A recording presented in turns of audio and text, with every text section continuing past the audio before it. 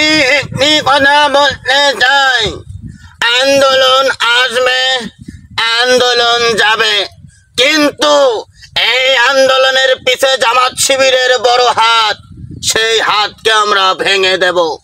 যখন আমাদের বাংলাদেশে আবার প্রধানমন্ত্রী আসবে, তখন তার জবাব আমরা ফিরিয়ে দেব।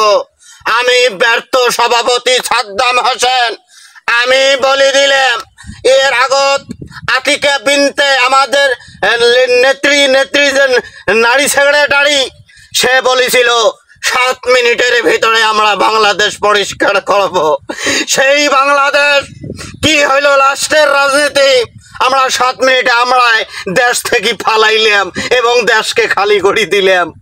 বিশেষ দুঃখের সহিত বলতে হচ্ছে যে আমাদের দলের রোমে রোমে রোমে রোমে যে ধরনের উই পোকা বসা বেঁধেছিল, সেই বসাকে আমরা চিনতে পারি নাই।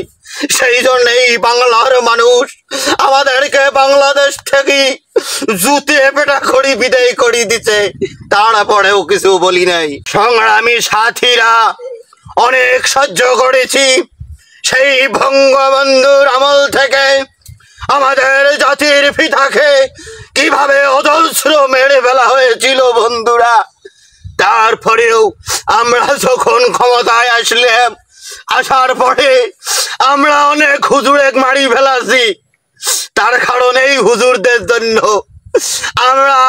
আমরা দেশকে স্বাধীন করতে পারছিলাম না। তখন হঠাৎ করে ইন্ডিয়া আমাদের সহযোগিতা করে আমাদের বাংলাদেশে স্বাধীনতা আনিছে। সেই ইতিহাসকে আমরা স্মরণ করি।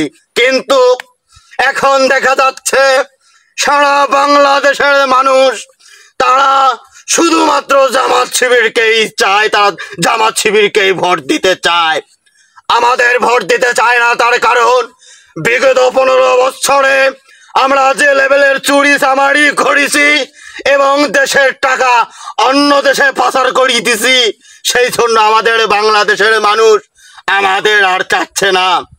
আমি আনসফল সাদ্দাম হোসেন, আমি বলে দিলাম, এই বাংলার ইতিহাসে আমরা আবার আসব।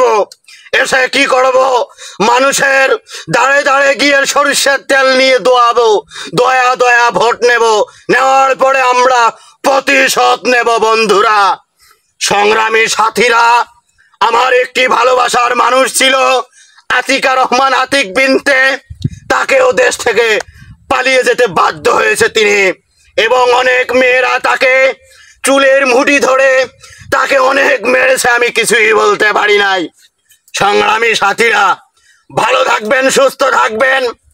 আমাদের চোরচোট্টা নেত্রীদের আপনারা পাশে থাকবেন।